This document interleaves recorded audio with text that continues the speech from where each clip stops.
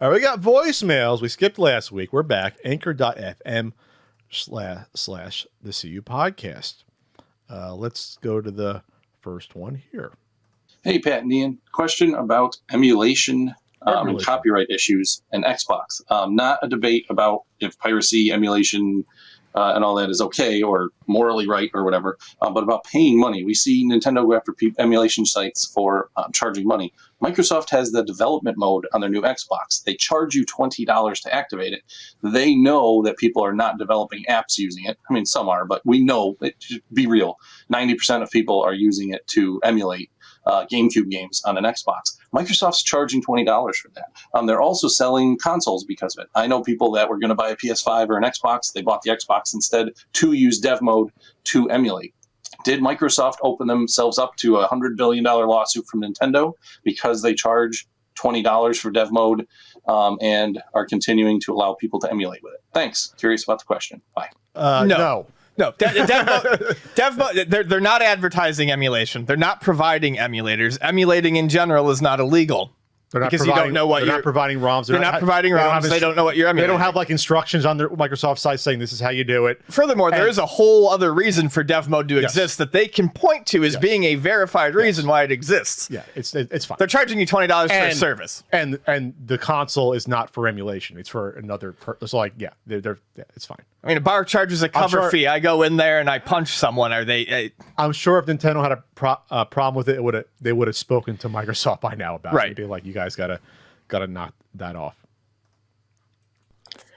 Pat, Ian, this is Matt from Rochester, New York again. Cold up bit of an odd question here, but you have any game you turn to when you've dealt with a heartbreak or a bad breakup? Going through that right now. Don't really have a game to turn to just take my mind off of it. Just wanted your input. Thanks, guys. I'm sorry, man. Get back out there. Plenty of fish in the sea.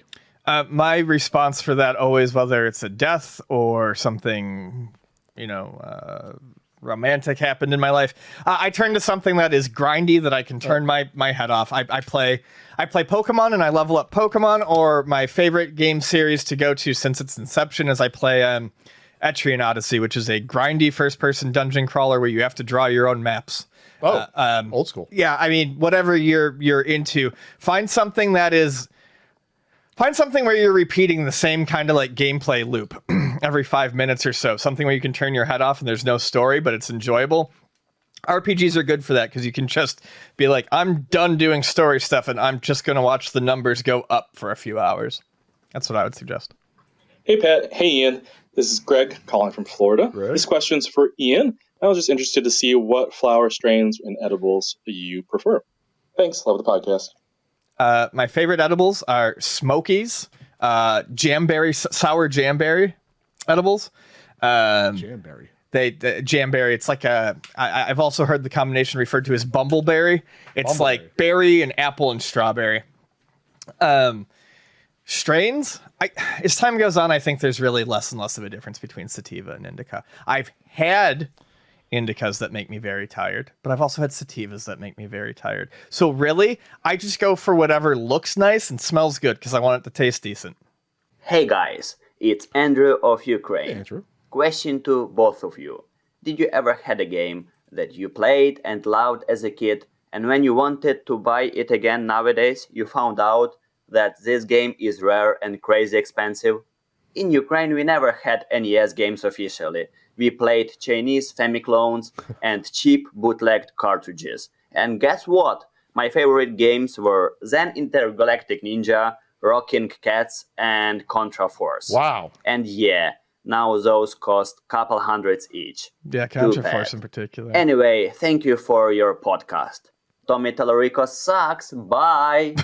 Hey, Andrew, I hope you stay safe in the Ukraine. Hopefully there's a political solution that there won't be some bad stuff happening right now. As far as games that I found out, that happened with NES games, but I'd say the big shocker for me was, and I knew it at the time, I got rid of a game called Cubivore when I left Buffalo. It's a GameCube game. where you control a cube. It's a fun game. It's not a great game. It's neat. Where you control a cube and you have to sneak up on other cubes and you eat them and then you evolve into larger creatures.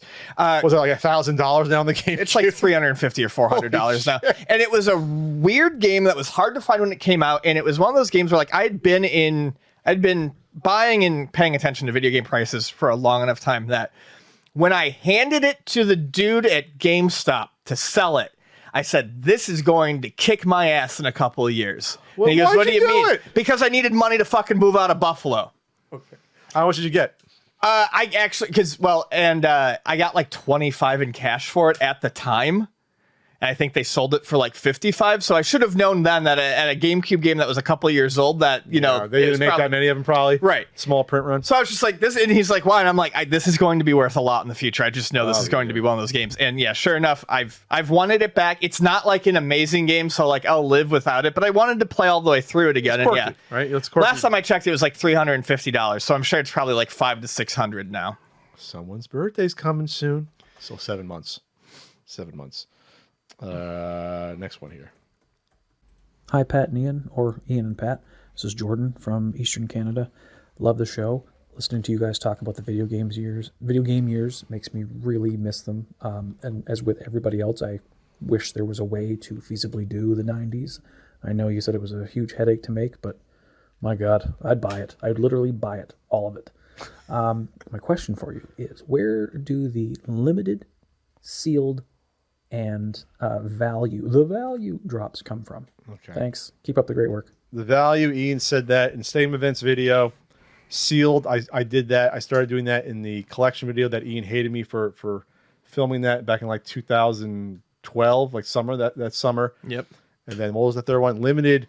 Yoshi got me this mushroom several years back, and somehow it was a little mental tick. Every time we said limited, I would hit it. And that's it. That's all. That's where it started. And the way we say limited is in limited. It's a reference to Don West. Don West. Shop at home. That's but limited. That's where it started. I used to hit it. Because there was nothing else on the table back in the condo. There was nothing else on the table. We had the mixer, and that's it. We had our laptops, and that's it. Hey, Pat and Ian. It's Ian from Texas. Hi. I wanted to ask you your thoughts about buying sealed games with the intention of actually opening them and playing them, especially in cases where there's not much value or price difference between sealed and complete in box. Do you think it's actually worth buying a game sealed so that you're guaranteed it's in the best condition and won't have rusty pins or disc damage from previous owners, or is that overkill? Thanks.